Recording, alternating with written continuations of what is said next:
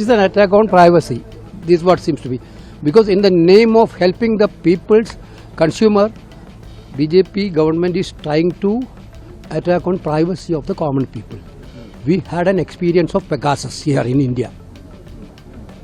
So the government is trying to put a surveillance on entire people of this country through this app. It is a snooping app. I mean, clearly, it's ridiculous. Now, where else do they want to, I mean, citizens have their right to privacy. Even all of you must be having a right to privacy to send your own messages to family, friends, without the government looking at everything. It's not just one thing. It's not just snooping on the telephones. It's overall. They are turning this country into a dictatorship in every form. You ask me every day why Parliament is not functioning. It's not functioning because they are refusing to talk about anything. So it's very easy to blame the opposition, but the fact is they are not allowing any discussion on anything, and that is not democracy. A healthy democracy demands discussion, and everybody has different views. You hear them out. Priyanka ji, आपकी party ने क्या मांग करेगी? संचार साथी app को वापस लिया जाए, मैम, एटलीस्ट रोल बैक करना तो चाहिए.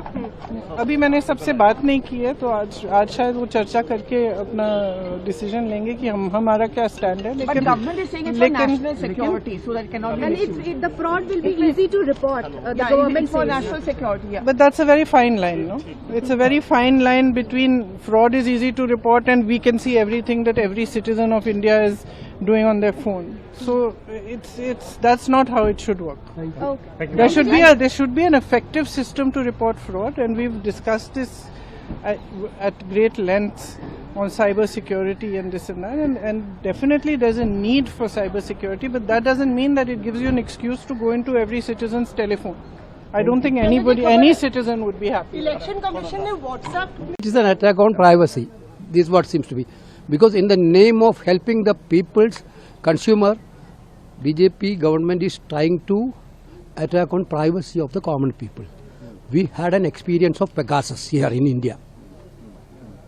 So the government is trying to put a surveillance on entire people of this country through this app. No, that is what their strategy every time. But before the parliament session, what is the problem for discussing now? What is the problem for discussing now? Because entire opposition is demanding a subject which is very relevant in current Indian politics. Why don't they allow for a discussion? This is absolutely ridiculous. ये surveillance करने का एक और तरीका है कि आप वो ऐप कह रहे हैं किस आड़ में ला रहे हैं कि वो आपकी अगर फोन चोरी होती है, मिसयूज होता है तो ट्रैक कर पाएगा. पर अगर वो ट्रैक कर पाएगा तो यानी आपकी सारी एक्टिविटीज वो ट्रैक कर पाएगा. वो आप डिलीट भी नहीं कर सकते हैं अपने फोन से.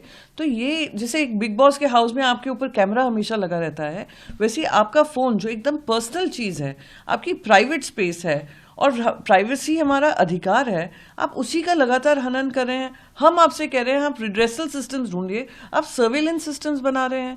इतना क्या आपको लोगों को कंट्रोल करने की, नियंत्रण करने की, कौन क्या कर रहा है, किससे बात कर रहा है, क्या देख रहा है, क्यों देख रहा है, ये कितना सरकार दखल अंदाजी देगी प्राइवेट फैमिलीज में, प्राइवेट फोन्स में, प्राइवेट चीज़ों के निजी जिंदगी में. तो इसका तो हम पुरजोर तरीके से विरोध करेंगे, क्योंकि आप पूरे देश को ही एक सर्वेलेंस नेशन बना रहे हैं. लेकिन हमें इस तरीके के कमेंट सुनाई दिए गए कि मौसम का मजा लीजिए, सांस कैसे ले, मौसम का अगर मजा लेंगे तो देखिए मौसम का मजा किस तरीके से दिया जा रहा है कि सांस जो आप ले रहे हैं वो जहरीली सांस है और आपकी उम्र कम करने वाली सांस आप भर रहे हैं. आप एक जिम्मेदारी से आए थे. आपने दिल्ली की जनता को वादा किया था कि आप सबसे पहले अगर कुछ बैटल करेंगे और टैकल करेंगे तो वो एयर पोल्यूशन होगा, और आज आप उसका मजाक बनाकर, जनता की जो दिक्कतें हैं उसका मजाक बनाकर आप कह रहे हैं मौसम का मजा लीजिए. दुर्भाग्यपूर्ण है. आप मुंबई देख लीजिए, आप दिल्ली देख लीजिए, एक है आर्थिक राजधानी, एक है देश की राजधानी, और दोनों में ही कंपटीशन लगा हुआ है कि किसकी एयर क्वालिटी ज़्यादा खराब है. तो ये जो चर्चा सदन में होनी चाहिए, गवर्नमेंट से पूछना चाहिए कि क्या उन्होंने टैकल किया है. वही लेफ्टिनेंट गवर्नर जब आम आदमी पार्टी सत्ता में थी, वो उनको पोल्यूशन से इतनी दिक्कत होती थी, और वही लेफ्टिनेंट गवर्नर अब air balloons, hot air balloons launch कर रहे हैं. इस मौसम में जहां पे लोग सांस लेने में दिक्कत हो रही है, तो ये यही दिखाता है कि इनका जो प्रायोरिटी है, प्राथमिकता बस ये है कि हम कैसे भी झूठ परोस कर चुनाव जीत लें, और चुनाव जीतने के बाद जनता से क्या आप अपना काम संभालिए, हम अपना सत्ता संभालेंगे।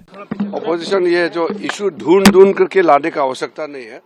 विंटर सेशन पार्लियामेंट में बिजनेस तय किया गया है, बहुत सारा मुद्दे हैं और कई मुद्दे जो ऑपोजिशन ने भी उठाया है, उस पर हम बातचीत करके आगे क्या करना है इसमें विचार करेंगे।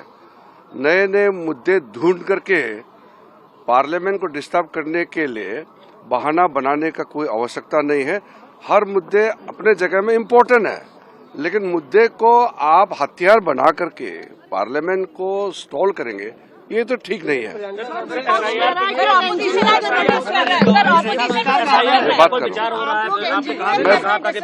बात करेंगे। मैं आज मैं ऑपोजिशन प्रमुख नेताओं से बात करेंगे, आज बात करेंगे। वैसे भी मैं टच में हूँ, मैं कुछ और बात लेकर के उनसे बात करूंगा। इलेक्टोरल रिफॉर्म्स के एम्बिट के अंडर डिस्कस हो सकता है। देखिए, हम शुरू से कहा है कि अपोजिशन पार्टी से बातचीत करने में हम बहुत ही अपने आप को आगे रखते हैं, मैं पीछे नहीं हटता हूं। और पार्लियामेंट्री डेमोक्रेसी में एक दूसरे के बीच में आदान प्रदान होना चाहिए। देखिए, उनके जो इश्यूज है उसको हम कम नहीं आंक रहे हैं, लेकिन इश्यूज बहुत होते हैं। एक इशू नहीं है, देश में कई इशू होते हैं। हम बात करेंगे। बीच का रास्ता निकल सकता है, आप कोशिश तो कर रहे हैं। हम रास्ता ढूंढ के निकलेंगे।